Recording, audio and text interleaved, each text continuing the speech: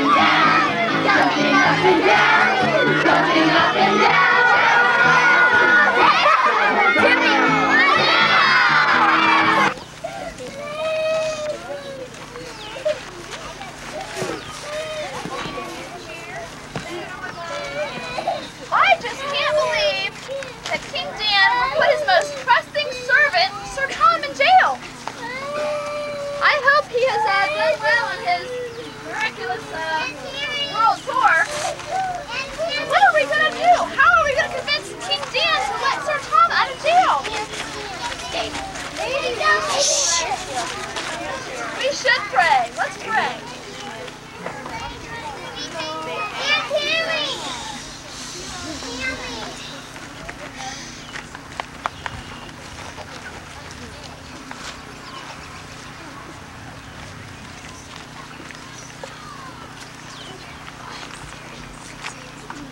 Sir Tom, you're the most bravest soldier in all the army.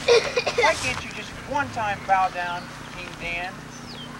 Just one tiny little kiss. That's all you have to do. And you'll be out of there. Yes, Sir Tom. Look, I got the keys to the prison. All I'll do is go tell King Dan that you'll bow down, you'll kiss his hand, and that he'll give you your shield back, your sword, your helmet. You'll be out of here. Yeah, come on. No. You don't understand. King Dan is an alright kind of guy. I mean, he is kind of whiny and spoiled, but he's not that bad of a king.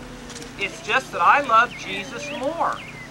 And when I first became a Christian, I promised God that I would give my whole heart to Jesus and that I would bow to no one else. King Dan just won't give me a chance to explain that to him. What does Jesus have that King Dan doesn't? Yeah, King Dan gives us a castle to live in, food to eat, a sword, armor, and he even lets us play his Nintendo. Can I ask you guys a question? Can King Dan promise you a place to live forever and ever, even after you die? What? Well, no. He's never mentioned anything like that before. Matter of fact, our benefits are mighty lousy. See, you need to understand. I don't want King Dan's armor. I have the armor of salvation with Jesus. King Dan doesn't feed us, God does. He gives us the rain to make the plants grow. He gives us the animals. He even gives us the plants. We don't need King Dan for that. Let me tell you a little story. A long time ago, there was another king. His name was King Nebuchadnezzar. That's a hard name to pronounce. He was sort of like King Dan. And he built a huge idol. And he ordered everyone in the land, whenever they heard music, they had to bow down and worship this idol. Well, there were 3 people that he had as governors over part of his kingdom. Their names were Shadrach, Meshach, and Abednego. and they loved God, and they refused to bow down before the king's idol. So he passed a law that anybody that doesn't bow down to his idol would be thrown in a fiery furnace. Well, he called Shadrach, Meshach, and Abednego together, and he said, "You guys have to bow down. That's all there is to it." And they said, "No." They said, "We don't have to bow down to your God because our God will protect us." So the king, he ordered his furnace to be heated up really, really, really hot. And he took 3 people, Shadrach, Meshach, and Abednego, and threw them in the furnace. He tied them up with ropes and threw them in the furnace. And you know what? The king looked in the furnace and he saw 4 people walking around in that furnace. He saw Shadrach, Meshach, and Abednego walking around, and he saw a 4th person. Some people think it was an angel. I think it was Jesus in that furnace with them, protecting them.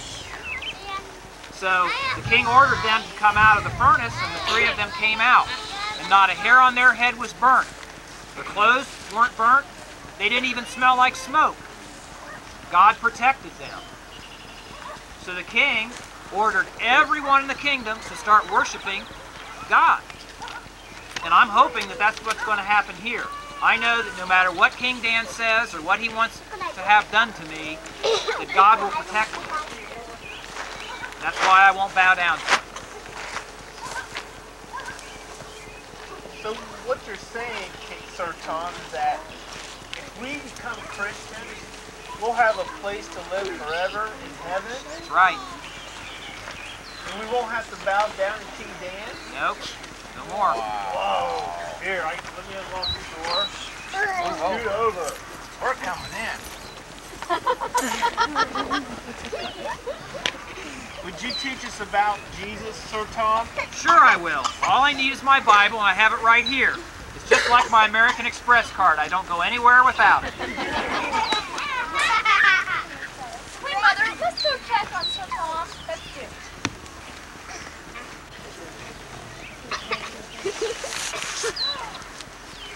Oh my gosh! Kids, come back tomorrow night and we'll see how King Dan reacts to all of his soldiers being in jail.